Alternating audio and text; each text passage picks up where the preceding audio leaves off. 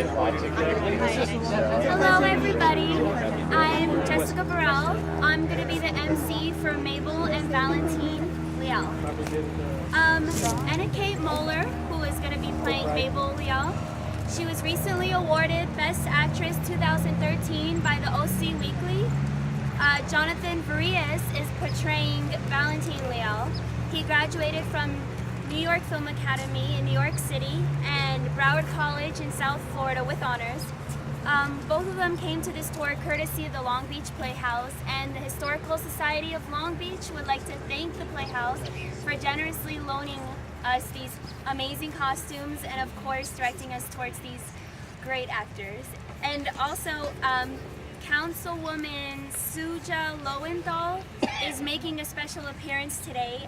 Suja provides leadership to advance the city's award-winning bicycle-friendly agenda, progressive strategies in animal care services, and commitment to environmentally green projects. Thank you so much. Enjoy the show.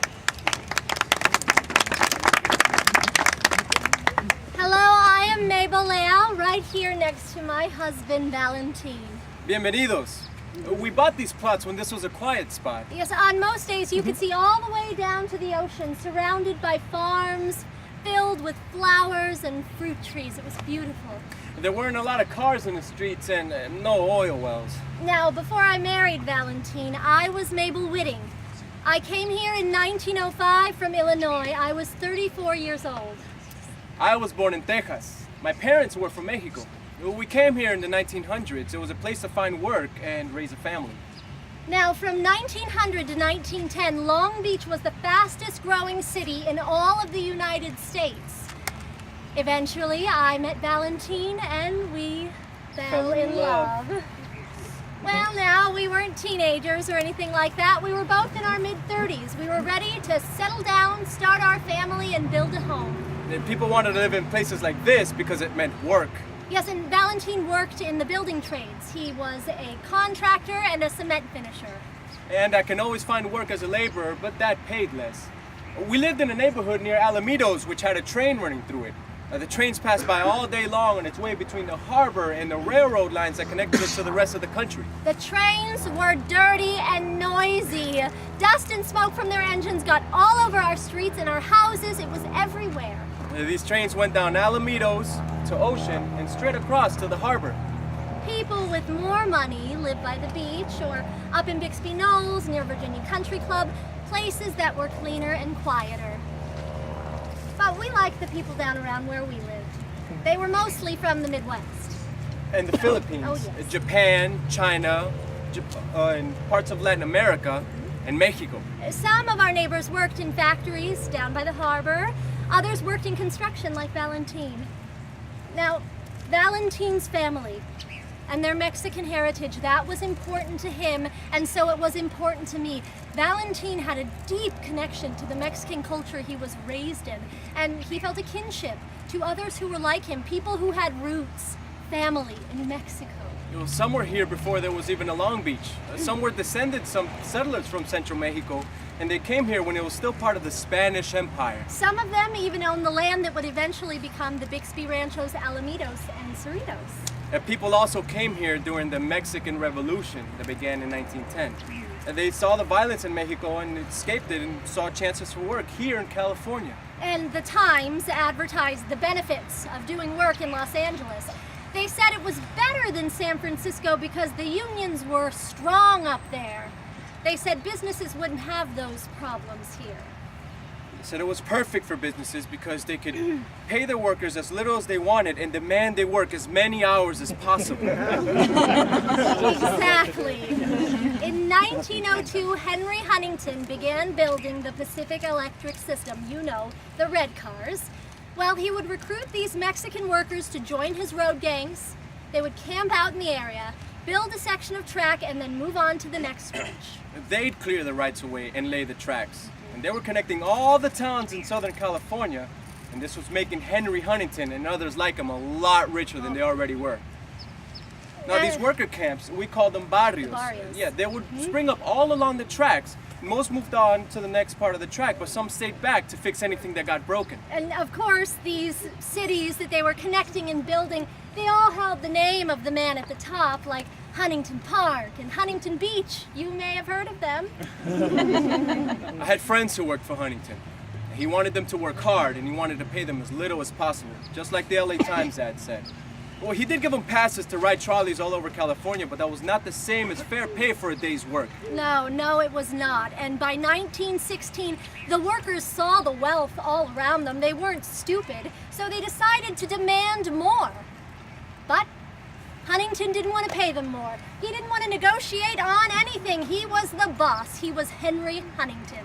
He was afraid their union organizing might succeed. They started a strike, which made him really mad. Oh yeah, he got his friend who owned the Los Angeles Times to run an editorial calling the strike union damn foolishness. So the Times insulted the workers, said they were being deluded into thinking they could form a union. He said they didn't even know what it meant to unionize. He said that the union was conspiring to embarrass him with a strike that would take place during a fiesta that President Wilson would be attending. Well, he was right. They were trying to embarrass him. Let the public know that he was taking advantage of the people. Yes. The Times writer was either ignorant about what the workers knew about unions, like what they had done organizing workers for the copper mines. Yes. Or he wanted the workers to sound stupid. But he was wrong when he said the workers were ignorant. They weren't. Not at all. But Huntington was powerful.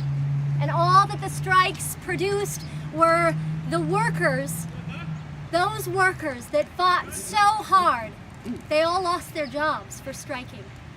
Well, Huntington knew as long as Southern California kept growing, and there were jobs, there'd be a supply of people willing to come here from Mexico for the low-paying jobs in hopes that once they were here, they could find something better.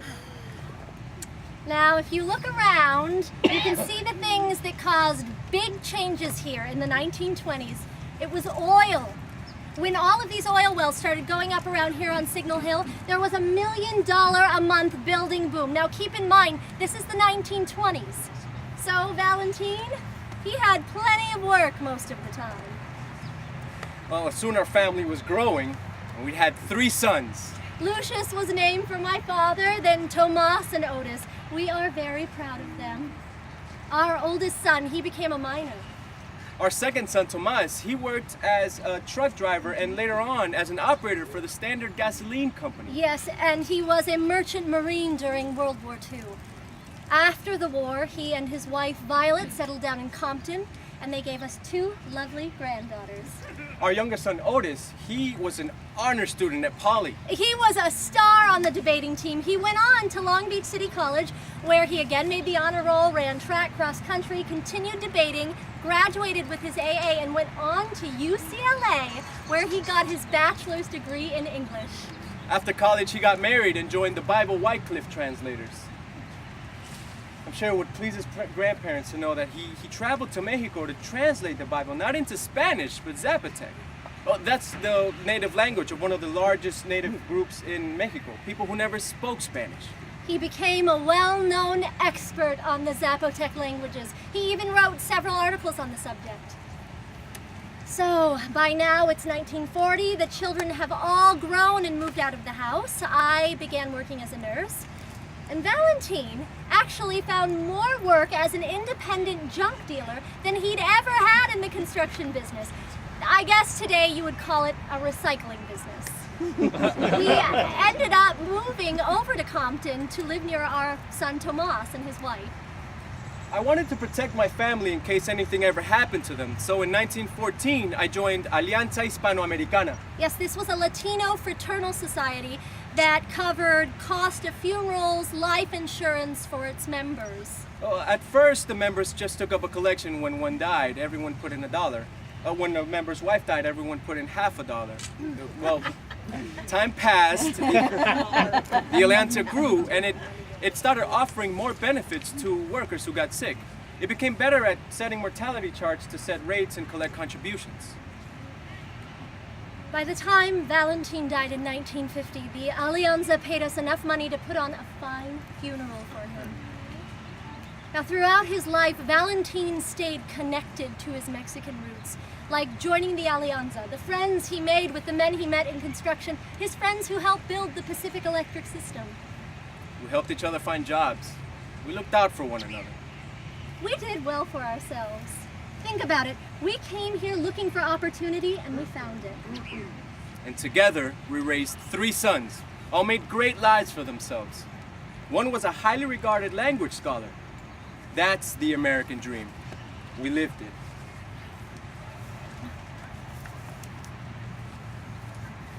After Valentine died, I sold our house in Compton and I moved back to Long Beach to live out my life. Looking around at all of the cleanup activity going on around here, I can't help but think of Valentine as an early environmental activist with his junk business. I like seeing the new homes and businesses come in here and replace the oil wells, and the people who come in here to clean up the mess and toxic chemicals left behind by oil companies. Now this can be a place for people to raise their children and make good lives for themselves, like we did. They're even building a park right back there. So here we are, together on the hill for all of eternity, as we continue to watch the city grow and change. Lillie! This is Lillie. Lillie, come here and introduce yourself to these fine people. Thank you for coming. Thank you, Maybell. It's a little odd for me to be here at Municipal Cemetery. You see, I live over there at Sunnyside. I'm Lillie Decker. My family managed Sunnyside since it was first laid out in the early 1900s. That's when the city decided it wanted private investors like us to take over the rest of the land. And my husband, Spencer, what a good man. He was named the manager. Here in Municipal, the city continued its cemetery business, taking care of property and arranging for burials for people who own plots here. That doesn't happen so much as it used to when I was alive. Doesn't happen that much anymore. As I stand here near the grave of Maybell and Valentine Leal, they were amongst the earliest Mexican Americans buried here. I'm reminded of another local family, a local family that came here from Mexico. The Leals were Protestants, like another family here in town, the Herreras. The Herreras made significant contributions to Long Beach, and the most famous member of the Herrera family was Olivia Herrera. Karen Harper and the Historical Society even wrote a book about her. Olivia was born in 1933 during the Great Depression. That was a tough time for people, a really hard time. When she was just 10 years old, her family moved to Long Beach, and her father, who was a minister in the Latin American Methodist Church, found a good job. He found a good job as an electrician at Todd Shipyard. A lot of our folks worked there. At 15, against her parents' wishes, Olivia quit school to marry Ysidro Nieto. What can you say? They were young, they were in love, no one could stop them. They had 5 children, and Olivia stayed home to raise these children. But when her children were old enough to go to school, she knew she had to set an example. And so she went back to school herself. She wanted to study to be a teacher. So she went back to Long Beach Adult School, picked up classes to get her diploma, then Long Beach City College, and then Long Beach State College. She joined the International Students Club and met people from all over the world, and that's when she realized how beautiful this city was, because there were people from all over the world living here. In college, Olivia faced prejudice against Mexican Americans. Even her college advisor, who knew she was bright, said to her she'd never work as a teacher because she had an accent, and that wasn't going to be possible. But if you knew Olivia the way I know Olivia, that didn't stop her. She decided she was going to push ahead, and she did just that. She was the first person in her family to graduate from college.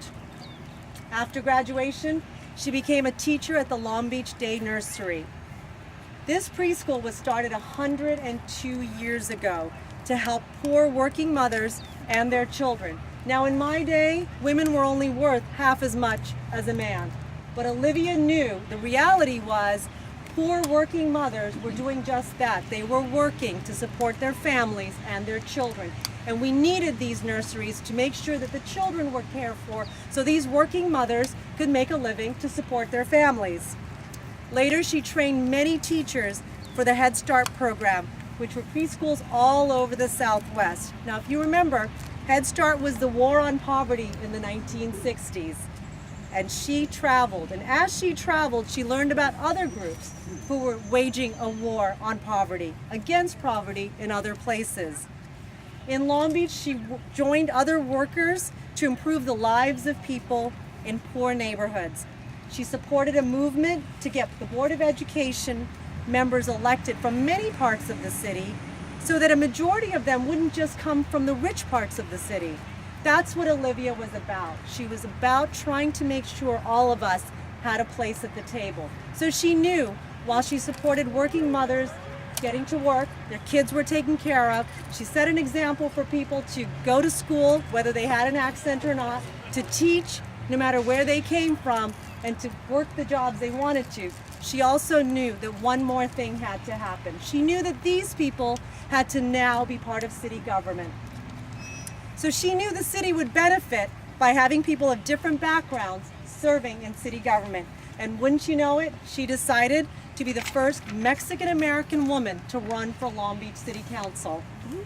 Although she didn't win that seat, she inspired many others to run for political office, many others from around the world and women to run for political office. In 1972, Olivia decided to work with her good friend, Cesar Chavez, and the United Farm Workers Union. This meant that she moved away from Long Beach, but she did some important work. In 1974, Cesar asked Olivia to direct a social service program called the Campesino Center in Coachella. This helped poor farm workers and their families with very basic things, things like food, clothing, shelter. Sometimes she even helped them with English. And in 1976, her activism won her an appointment from Governor Jerry Brown to the California Commission on the Status of Women.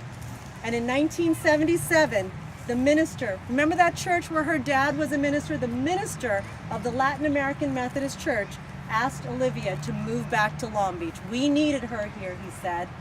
He wanted to create a free social services center at the church, just like the Campesino Center.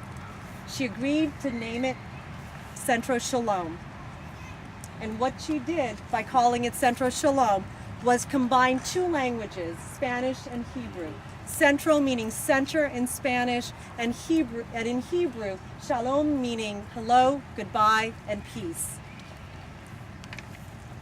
Centro Shalom started in a very small room at the church, then it expanded to other rooms, and then it took over the main hall. The services were needed, and they did a lot of work there. Soon, this center was known by many. When Olivia became ill, her daughter, Amelia Nieto, took over as the director of Centro Shalom, and dear Olivia died in 2003. Centro Shalom still lives on today, stronger than ever, now located on Long Beach Boulevard, and it continues to offer services free of charge to anyone that is in need. And that is the life of Olivia Herrera.